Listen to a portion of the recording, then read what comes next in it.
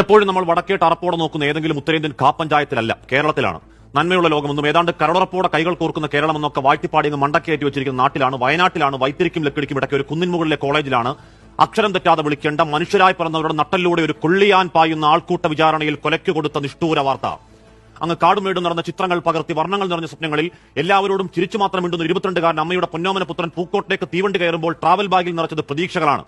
പൂക്കുല ചിത്രം പോലെ ആ പ്രതീക്ഷകളെ നാനാവിധമാക്കി നാഭിയും നട്ടലും ചവിട്ടിക്കൂട്ടി ഒടുവിൽ മൂക്കത്ത് പഞ്ഞിയും വെച്ചൊരു വെള്ളത്തുണിയിൽ പുതപ്പിച്ച് വീട്ടിലേക്ക് എടുത്തപ്പോൾ അടങ്ങിയതാണ് ക്യാമ്പസ് എന്ന വിളിപ്പേരുള്ള അധോ സംഘത്തിന്റെ അംഗക്കലി.